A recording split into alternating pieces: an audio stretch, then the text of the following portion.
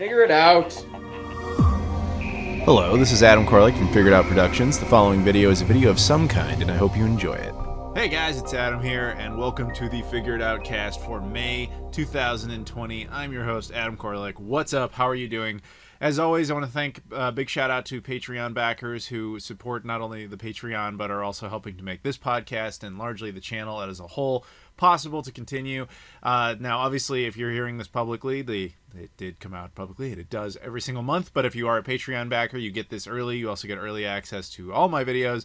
And, you know, there's other benefits over there. So if you can, please consider signing up on Patreon. But also, please do the whole like, comment, and subscribe thing. I appreciate that as well.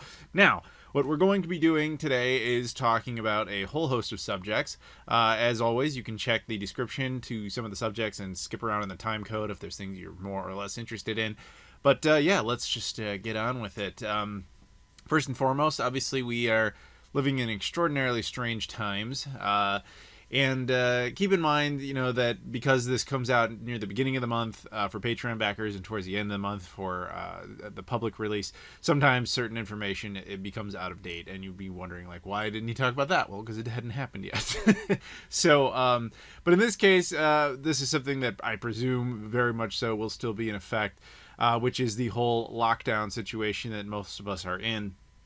And I know that this is becoming a tipping point situation for a lot of people, and certainly, you know, it's not something that everybody wants to hear a lot about all the time. Sometimes you go for a lot of escapism. So I'm not going to sit here and, you know, go off about what you should or shouldn't be doing. Just to give some basic advice, you know, as far as someone who's non-medical but does like to research a lot of things in history. And what we're dealing with is a pandemic. Pandemics are not unheard of. They're not unprecedented. Actually, historically, they happen about once every 100 years. There was a lot of people predicting we would have one this year as far back as, you know, 1920, because usually about 20 years into any century, we have one. It's just they vary in severity. So anyway, historically speaking, pandemics tend to come in waves of 3. And what that means is we're in the tail end of the first wave of this pandemic, which is the initial thing is, you know, the people start getting infected, and then you have to have some sort of reaction to that. And that's why you keep hearing about things like flattening the curve and all that sort of stuff, which in this case results in people just doing the whole lockdown thing, which is interesting in modern times because last time we had any sort of pandemic of this scale was the the Spanish flu in the early 1900s that actually played a significant role in the defeat of the Germans in World War I. It was not insignificant. But anyway, so when you talk about these waves, towards the end of the first wave is where we're getting to, where it seems like everything is starting to resume. And as I sit here at this point in time recording it, I'm hearing more and more about certain, at least in the U.S., certain states are like, oh, we're getting ready to reopen, and we're going to do this, we're going to do that. And I'm always like, ugh. Those who don't know their history are doomed to repeat it. And I get why people want stuff open. I'm not naive. It's, you know, we all want the world to be working again. Let's not enter that into the equation here, really, because I get that. We all get that. That part is understood, but it doesn't necessarily override the significance of doing the right thing, medically right thing. So basically, the reason the first wave is coming down is because people have been following the instruction of the lockdown. What's going to happen, though, is because it's going down, people think it's returning back to normal. Then people will start going outside, and because nothing has actually really changed, the virus has not been cured, there is no vaccine, we don't even necessarily know if people can build antibodies for it yet. They think so, but we don't really know. Because of all that, you're inevitably going to get to the second wave, which is always the worst. Wave 2 is historically always the worst of any sort of pandemic.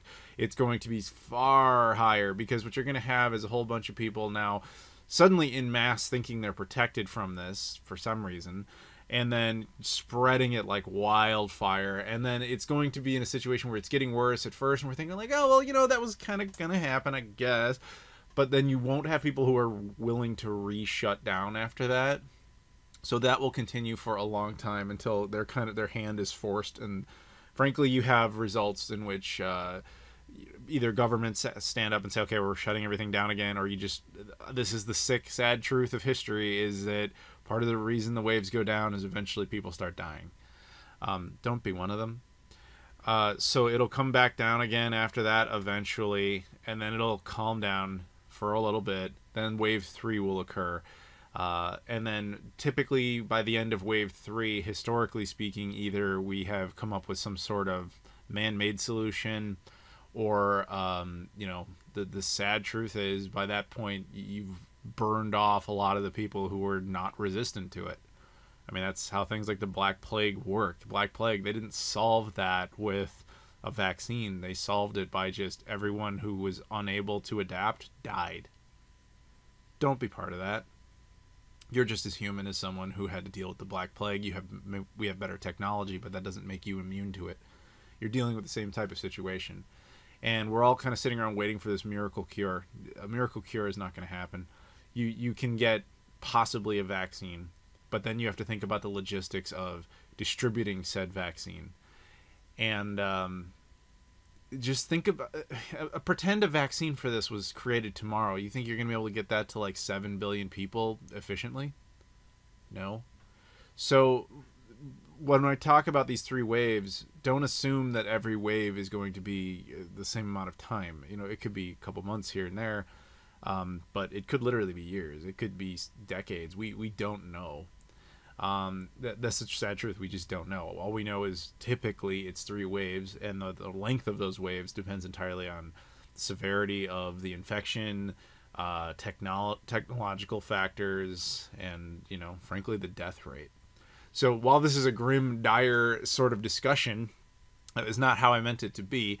I really just wanted to say, look, do your best. Stay inside. Remember that the pawns move first in chess. So don't be one.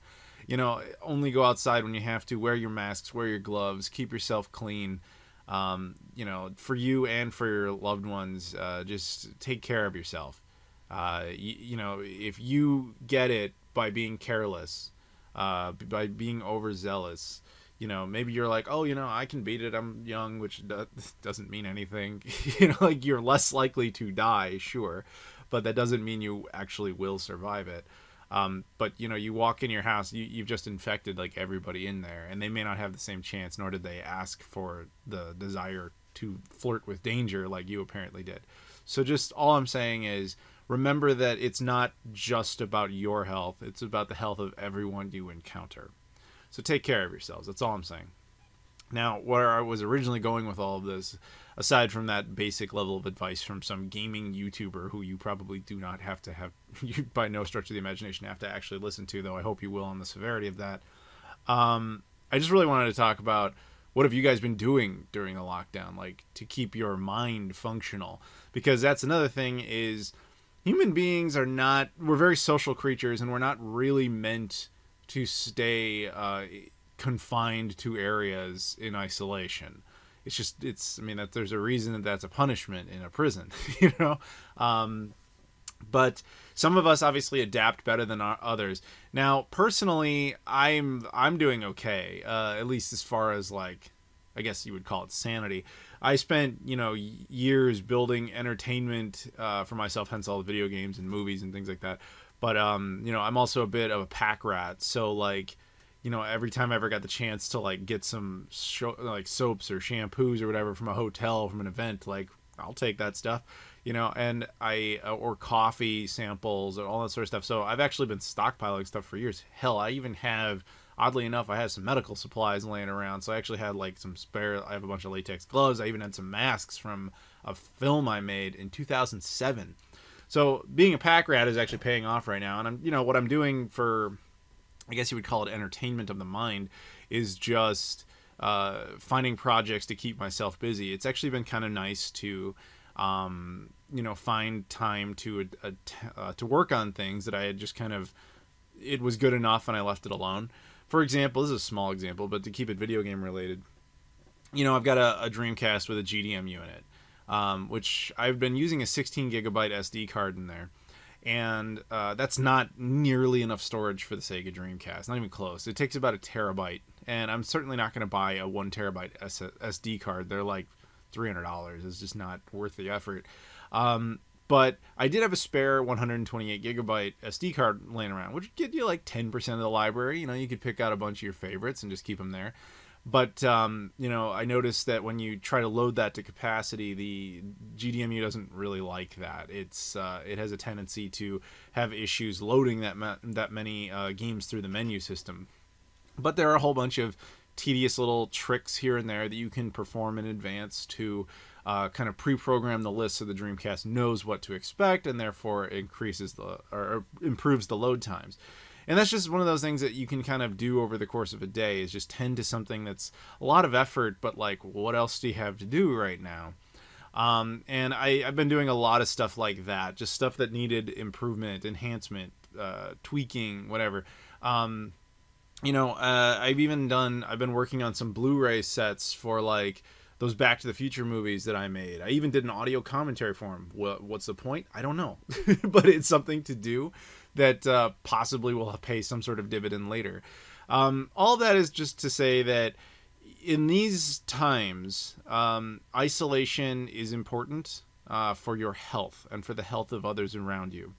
But it doesn't stop the other aspects of life. You know, you still have to take care of your mind. You still have to take care of your body, which is funny coming from me because I'm not the best at exercising, but I've been trying to do better with that. But you basically have to learn to certain things have to function a certain way during isolation. So some of the best advice, if you have the luxury to deal with some of these things, is if you have a bedroom that is separate from the rest of your living conditions, you should almost never use your bedroom for anything other than sleep, because psychologically, if it becomes your entertainment center, your living space, it becomes more difficult to keep any sort of traditional sleep cycle.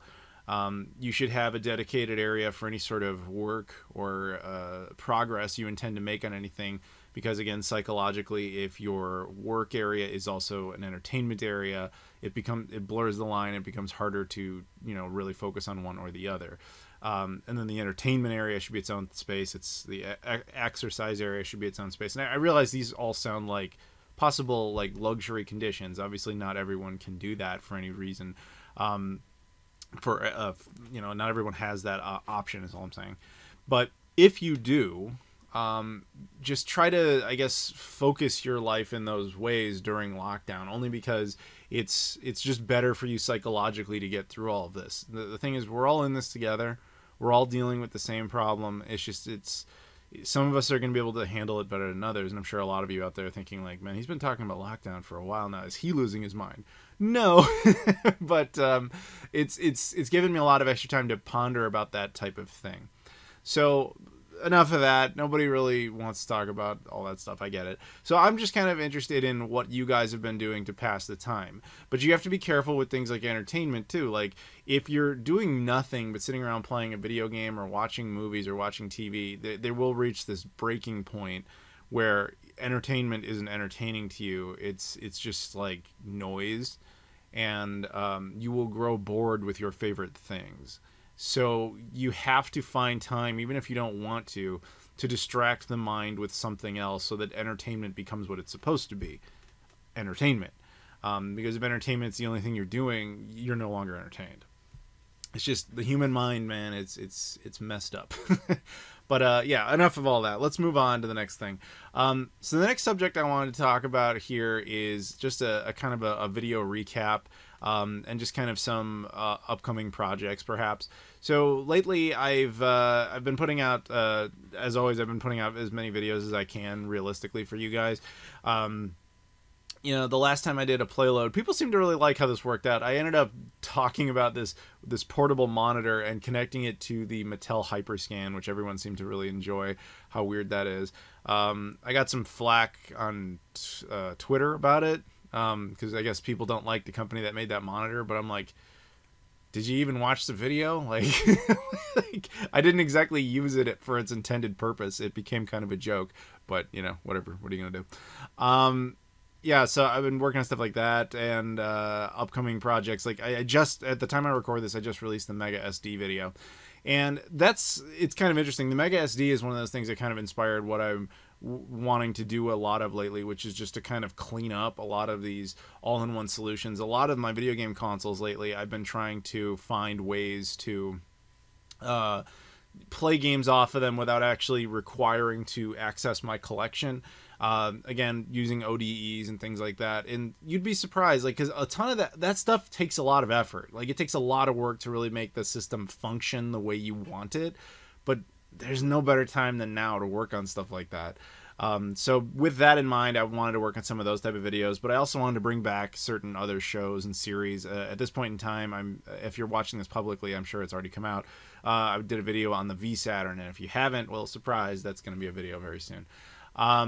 But you know, just that's what for my rare variants show. I just want to make more stuff like that now that I have time to dig into it, because I got this giant backlog of things I've always wanted to cover or talk about or make videos about for one reason or another, but there wasn't always necessarily time. You know, sometimes you have to focus on certain things for X, Y, and Z reasons. So once again, I put this to you. Is there any particular subject or video matter where you think, like, I kind of remember, like, 5 years ago you got this thing, or you were talking about this thing and you said, oh, maybe I'll do a video on it, but it never happened. You know, the truth is, if I didn't, it's because I forgot about it. So is there anything you guys can think of where you're like, hey man, you know, you should talk about this thing, I remember that, why don't you follow up with that?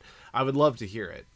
So hopefully you guys have been enjoying the content. I'm doing my best to try and keep people's sanity, because that's another thing is with all of this, is just people kind of want to check in with other people, just make sure everybody's doing well, and the videos are kind of my way of letting you guys know, like, I'm still here, I'm doing okay, and I hope you guys are doing okay too, and I expect to hear from you guys in the comments, because I want to make sure you guys are okay.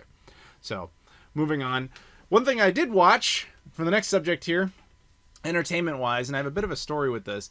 I got to see Onward, which was the new Disney Pixar movie. Now the movie itself was fine, you know, it's I won't spoil any aspect of it, but interesting tale or version of a fantasy story that was kind of grounded with more realistic elements, kind of an amusing little premise.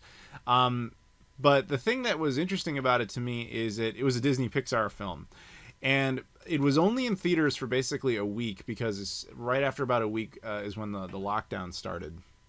And I don't believe it has any chance whatsoever of returning to theaters. So what really depresses me about that is that ever since Toy Story came out in 1995, I've seen every single Disney Pixar movie in theaters. And I mean that Disney Pixar specifically, not every, that's not a generic term to say every CGI animated children's movie, nor does it include the weird spin-offs like Planes, which was not made by Pixar. It's, even though it's, I guess, some mutant attempt at being in the same universe as those Cars movies. But yeah, Onward was the first one that I never got a chance to see in theaters, because it wasn't there long enough. I actually attempted to in the second week, which was the first week of the lockdown, thinking that the movie theater might still be open. Google said that they were. I went over there, and sure enough, they were closed. So I never got to see that one in theater. So I ended up watching it through Disney Plus. A buddy of mine gave me access to his Disney Plus account, which is nice. Although I have to be honest, I haven't found much on Disney Plus that I actually have any real reason to watch there. But that's also because I'm a big physical media guy, so a lot of that stuff I already have. But with Onward, I got to check that out. I think I also watched Frozen 2, even though, again, that is not a Disney Pixar movie. But yeah, it's really more of what this subject is aside from, did you guys watch Onward and did you like it? And it's not so much a review, because to be honest, I don't have anything really deep to say about this movie. It was, I'm not gonna say forgettable or bad.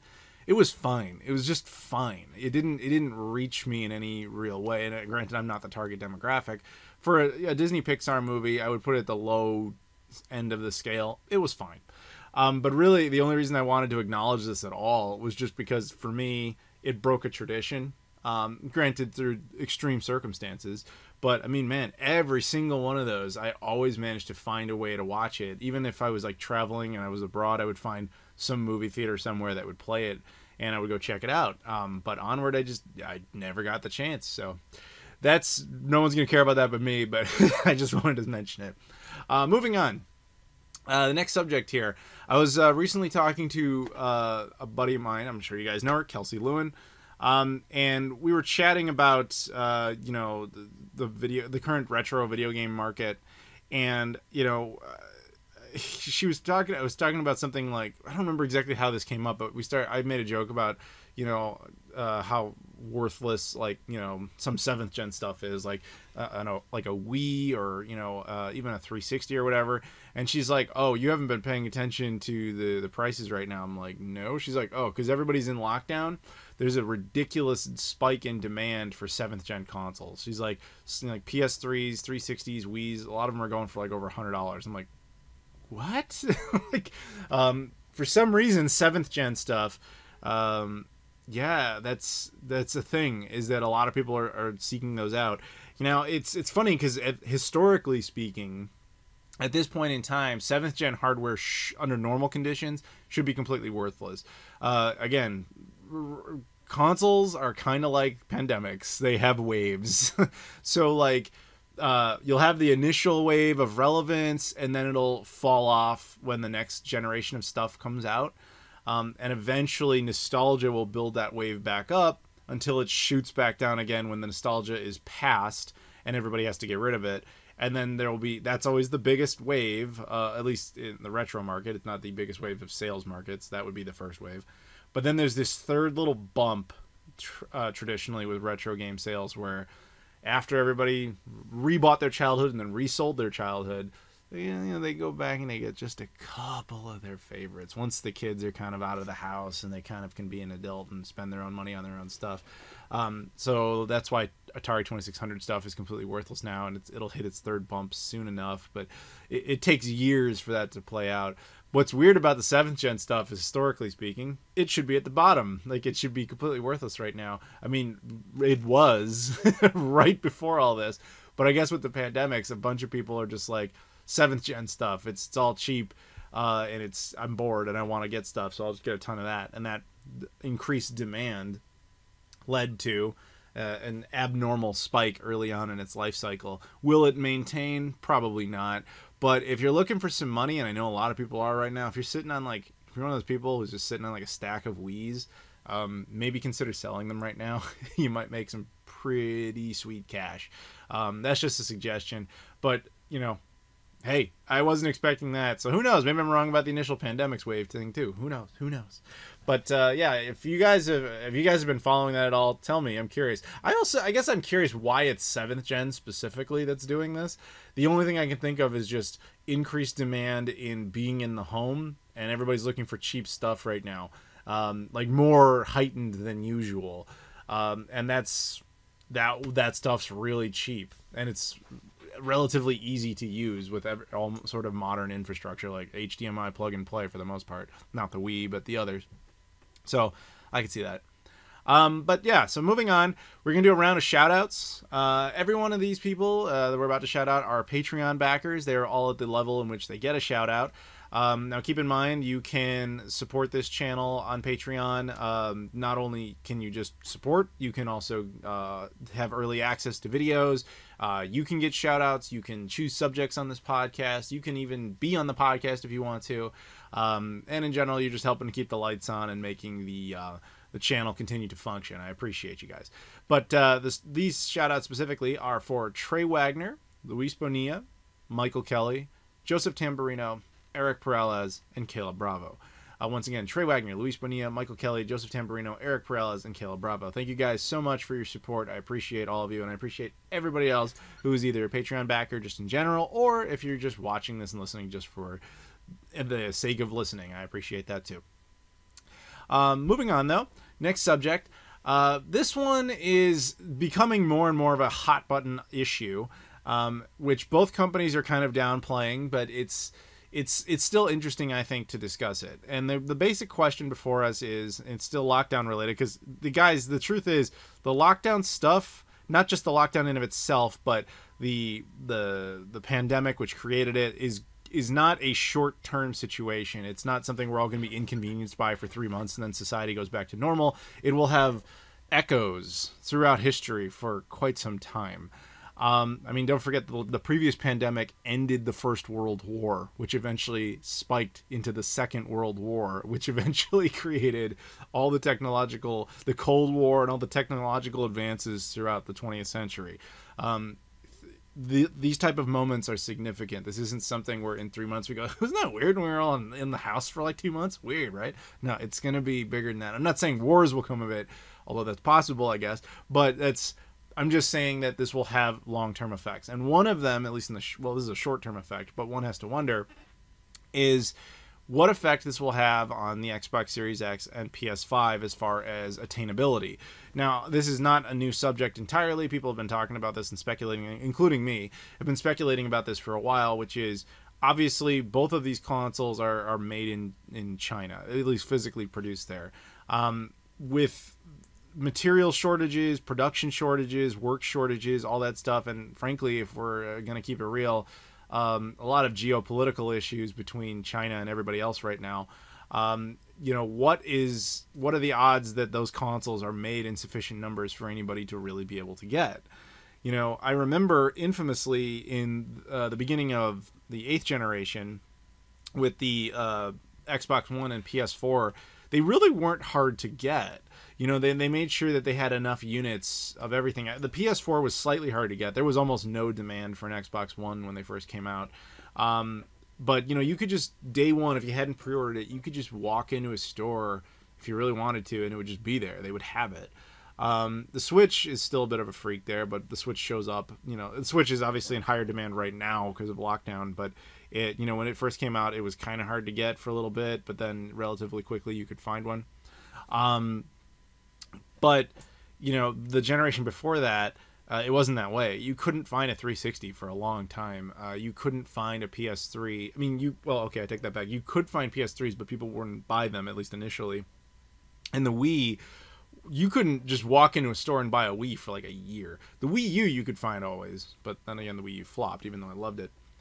But, basically what I'm saying is, I'm kind of thinking what they would prefer to do is have this generation function like the current generation, where anybody who walks into a store who wants the console can get the console like right away. But I get the feeling with all these X factors, no pun intended on that, we'll probably see a repeat of the beginning of the 7th gen, where it's nearly impossible to find all these things right away. I believe that Sony is taking the smarter move here. It sounds like, from what I've been reading, that they're planning to move production to Japan, which to help ensure more units. And what that will probably also do is mean that PS5s will be more easily attainable in Japan than they will be outside of it. I wish Microsoft would follow suit and move production to the United States. I don't think they're going to do that. I mean, if anybody could afford to do that, it would be them. But that would be a very good social move. I don't know how that would affect, the pricing of it. I mean, one would argue it should therefore follow that it will be more expensive. The reason you send production to China is that it's cheaper to produce things because, frankly, you're paying human beings a lot less money to build it than you would be paying human beings to build it on American soil. So if you want that to happen, traditionally you have to then follow it up with a price spike in the item to cover those costs. Companies are not in the business of trying to lose money. But if any company could do it and get a nice PR move out of it, it would be Microsoft. But as of now, they haven't made any such bold claim. I would hope that they do that, but I could also see that them definitely not doing that. I'm not even saying that would actually solve the problem, by the way, because it's not like American manufacturing is currently ready to go. It's not like we're all just sitting around. But at least you eliminate the somewhat political factor of having the Chinese do it right now, when a lot of people are kind of sour on China at the moment. But again, even if you set that all aside, let's say that there isn't that issue, you still just have the actual containment issue and the fact that you can't really safely get people to build stuff right now, at least not in high quantities like they used to be able to do. So either way, what you're resulting in here is just lower number of units. And the question before all of us is, A, will it be attainable as far as availability? Like, could you walk into a store and get one? My guess is no. And B, with everybody so damaged from the current state of the economy, who can actually afford to dump it? Dump that kind of cash to get something like that in a year like this.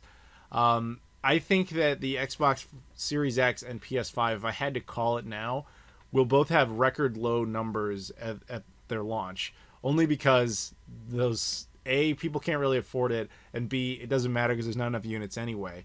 So I don't think they'll be setting any sort of records, but I think both Microsoft and Sony are just kind of the mindset that we have to launch this year, because consoles aren't exactly future-proofed. You can't just keep waiting indefinitely. The technology gets more and more archaic, so you got to do that. And I guess they're hoping possibly, hey man, they're entertainment centers in a time where everybody's bored. Maybe this will be a good thing. But they obviously will have vastly more internal data. All I'm doing is speculating about it. But I'm curious what you guys think. Do you think it's a possibility, a probability, or maybe is it completely impossible to assume that you'll be able to walk into a Best Buy, a Target, a Walmart, whatever, day one of either of these consoles launches and just buy it? How much of this lockdown stuff will or will not still be in effect? How much will it still be a factor? How much will the economy be a factor? And how much will production be a factor? I'm genuinely curious what people are thinking about that. So please let me know. Moving on, next subject. This one was kind of one of the more interesting things that has happened recently, in an era right now where news is mostly very myopic, where it's almost entirely about the lockdown, including even this podcast. But this one was interesting. Somebody took it upon themselves to, I guess, hack certain aspects of Nintendo, and they were able to dump a whole bunch of information. Particularly a lot of stuff from the N64, GameCube, and Wii, including things like N64 test ROMs, and certain testing suite information, as well as source code for things like the Wii, which is interesting because at the point in time that I'm reporting on this, or discussing, I shouldn't say reporting, at the time I'm discussing this, while we know what came out, we don't know what effect it will have. Now, Nintendo's not really one to be happy about something like this occurring. They're a very secretive, protective company. But at the same time, while this could do things like make emulators far superior than they currently are, they mostly exist through legal consent in a very gray area. There's nothing inherently wrong or illegal about making an emulator, but it's frowned upon heavily by companies like Nintendo. But as long as you're not actually using any of Nintendo's original assets, they don't really have a legal case to stop you, because you have the legal right to construct the emulator in of itself. But if you start ripping aspects of stolen source data, that's when you're, basically going to get the book thrown at you. So it's one of these things where we just don't know yet what might come of this. And anybody who builds an emulator, say using like the Wii source code, that is definitely something Nintendo could immediately shut down. All I can say about it is it's interesting. I'm sure that we'll see a lot of cool hacks, underground hacks and things come out of this. We might even see some, other improved menu systems or whatever that come from those hacks. Like, I honestly don't know. It's really it's really up to the hacking scene what they decide to do with it. What I'm guessing is you will not see a new Wii emulator using the dumped source code, only because it couldn't survive on legitimate means. The only way that something like that exists if it admits fully, like, hey man, it is not really legal for you to have this or to use this, so we'll only share it through like the dark net, stuff like that. That's very possible. But unfortunately there's really nothing else to say about it at this point in time because there just isn't enough information. So I'm curious again, what do you guys think? What are you hoping comes of this? Would you be interested in anything like this? Short of that, I don't really do anything with emulators, as I'm well known not to be interested in them. But I am interested in checking out unreleased games or prototypes and stuff like that. So while I think there was some of that, there wasn't a ton of it. I'm more curious what this can do for the modding scene. Say Japanese games that were really good that never got brought over here, you know, does this make them easier to translate? Would any sort of indie community be daring enough to use that for that purpose, knowing that that adds an extra layer of, I guess, illegality? Because, I mean, one could argue it's probably not really necessarily legal to fan translate and distribute fan translated versions of games to begin with, but does this make it even more taboo? I don't know. But I'm curious at that sort of potential, like what the modding scene, the hacking scene, if you will, can do to create some net positive good out of these tools that won't necessarily cause the ban hammer. Let's put it that way. So there you go. And the last subject I wanted to talk about today is basically, so at the time I record this, Star Wars Day just happened, you know, May the 4th. And you know, it was kind of I just kind of wanted to talk about the state of Star Wars a little bit. And I won't go on about this for too long, hopefully. But there's been a lot of Star Wars news lately, and most of it bad. I've kind of made my peace with the reality that the Star Wars that I love doesn't exist anymore. To me, after finishing Rise of Skywalker, I've mentally accepted that the Disney era of Star Wars is simply not canon to me. I'll accept Rogue One. I liked Rogue One, but Solo was a pointless romp that didn't need to exist. It doesn't contribute anything. It's not an awful film, but it's pointless. And then the Disney trilogy is actually extraordinarily detrimental to the history and the lore of the Star Wars saga, and it's just incompetently told stories, like unbelievably poorly told. I've ranted about that in previous podcasts. That's not what we're here for. But I really just wanted to say, like, I've made my peace with that. So when I hear things like, oh, we're announcing this new Taika Waititi project, I'm just like, cool. Like, I don't know if I really care. And then there was that all, like, I guess there's some woman who, like, created the show Russian Doll or something like that, and she's going to be leading some sort of story group now to make some female-centric Star Wars thing. When I first heard that, I took it with, like, okay, this doesn't really surprise me. That's, like, the type of thing that's coming out of Lucasfilm these days. And then what actually became interesting about it, and I'll just kind of do the highlights version of this, is that it is the understanding now to a lot of people that Kathleen Kennedy, who currently runs Lucasfilm, is more or less, let's just say, gone rogue. There's a whole big backstory to this, but let's not bother. Basically, she has a lot of friction with the people at Disney, the higher ups, such as your Bob Iger, and then the other Bob who was temporarily running till Bob Iger came back. But because of the optics of the situation, she's considered unfireable, because Bob Iger presumably wants to run for president of the United States in 2024, and if that's the case, he doesn't want to be the guy who single-handedly fired the most powerful woman in Hollywood, because it will make him look bad politically when he is inevitably getting ready for that. But in the meantime, she's destroying the Star Wars brand, if it's not already basically destroyed. Because, again, there's entire docs about this, but she more or less took Star Wars, this popular thing that was beloved by fans, and turned it into a microphone for a political agenda, which I'm not here to... Look, I'm not here to talk politics, and I don't care about that aspect of it. I care about it only from the standpoint of storytelling, and that was simply the wrong approach. You're not contributing anything to this universe of characters. Everything you've done is detrimental, and that's grossly offensive, and I know she doesn't care. That's not what her agenda was. So basically that has created a serious amount of turmoil, the complete destruction of the Star Wars brand. I know they would like to get rid of her, but for X, Y, and Z reasons, they cannot. But they might be, basically getting to the end of that point, because the two best things that has come out of the Disney era of Star Wars had nothing to do with her.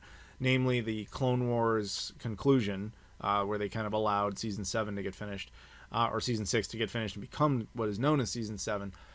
As well as The Mandalorian, were like the two projects she had almost nothing to do with. Again, I liked Rogue One, but it's far from a perfect movie. But anyway, so basically, the understanding of the situation is that this whole project where she announced, this female group is going to do this and that, whatever, politics aside, we know now that that was just some political posturing just to dump it out there and just create a situation that gives her more immunity. It's something she doesn't care about the fans. She cares about the non-existent fans, the Twitterati that will, explode if for some reason the most powerful woman in Hollywood is fired for creating an all-female version of Star Wars. It looks sexist and all that stuff. It's such a weird situation that whole thing is in. But basically all of this is to say that Star Wars project wasn't really based in anything other than her just greenlighting, like, I want to do this as some sort of rogue move. And that's why apparently the Bobs were livid about it, because it wasn't really an official thing. It was just something she did for political posturing within the company. And that project may never even come into existence, despite it being announced. But don't forget, this is the same person who announced the Rian Johnson trilogy, which will certainly never happen. But I guess all of this is to say, does this matter? Who cares? Like, I love Star Wars, but I loved Star Wars. I loved what it was. What it was turned into is just heartbreaking in its incompetence. If somehow I got a call from Bob Iger who's like, I don't know how we did this, but somehow we fired Kathleen Kennedy, and for some reason we want you to take over, what are you going to do? I am going to go in there and say, okay, we are going to... you won't like this, but what we're going to do is we're going to create a new version of Episode 7 and relegate the Disney trilogy to fan fiction. Because that's really where it should be. The tragedy of it is that you obviously no longer have Carrie Fisher to work with, so you can't deal with that. You still have some of the others. I don't know how cooperative they would be after everything they've been put through. But yeah, you basically have to just make an entirely new trilogy that's like actually planned out and isn't just trying to serve some sort of ridiculous political agenda. But yeah, I mean, Star Wars is in such unbelievably bad shape, and yeah, I don't know. I don't know if it's actually recoverable. It probably isn't. We found out from all this that Star Wars Galaxy's Edge, which in Anaheim, the Disney park, I've been to it actually.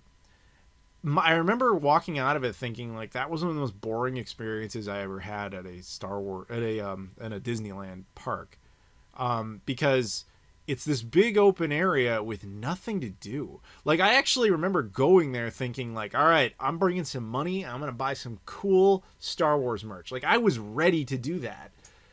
I went into that whole area is nothing but little stores full of just junk. And I mean like bad stuff. Like nothing. Not even a t-shirt that interested me. And that blew me away, because it was almost entirely stuff about the new trilogy. And it just wasn't even creative in that process. Like, you didn't have these cool, like, fusions of characters. Like, you didn't, like, like a Mickey Mouse dressed as Darth Vader type of thing. Like, even that basic idea, like, really wasn't there. And I was just like, this is so pathetic. And then, of course, you don't really feel like you're in Star Wars, because aside from the Millennium Falcon, there's really not much there that makes you feel like that, because they created this new world. We know now that the original plan was to create lore of the original trilogy. It was meant to be the Tatooine setting. You were supposed to be on Mos Eisley, go from the cantina to this and that, whatever. But Kathleen Kennedy shot that down, saying that was really just for 50-somethings. That's the quote now. And it's like, oh, yeah, you really didn't get it. Like, the logic, the core logic of we should appeal to the future, sure, there might be something to that argument, but not when, I mean, even the planet they created for Star Wars Galaxy's Edge isn't even in any of their own lore. They haven't even used it. The priority number one with having a fan base like that is to appeal to that fan base, not over appeal. You don't want to just do fan service, but you have to bring them over. That's the first thing you do. And the easiest way to have done that would have been to just kind of give them the obvious, which was the cantina. After that, you have all the room in the world to expand within your own universe of new characters and new events and all that sort of thing. But you have to make those events memorable and, you know, all that in order to be able to do that. And they failed spectacularly in that goal. But again, if everything we're reading about all this is true, it wasn't Kathleen Kennedy's goal to do that. Her goal was, I got this really popular IP. I have a message of politics I want to spread out there. I will just simply put it into this thing to reach the maximum number of people. Yeah, but won't that really hurt the storyline? Shut up. I'm going to do what I want. Okay. Worst mistake George Lucas ever made wasn't the prequels, guys. It was basically putting Kathleen Kennedy in charge of Lucasfilm before selling it off. She was a condition of the sale, and man, what a mistake. What a mistake. Wow. Anyway, so I guess that'll kind of do it. I'm curious what your thoughts are on that or anything else that we've talked about in this podcast. As always, please like, comment, subscribe. Please consider checking out the Patreon. I appreciate that. Thank you very much. Once again, a shout out to Trey Wagner, Luis Bonilla, Michael Kelly, Joseph Tamburino, Eric Perez, and Caleb Bravo. Thank you all so much for listening, and I'll see you all later.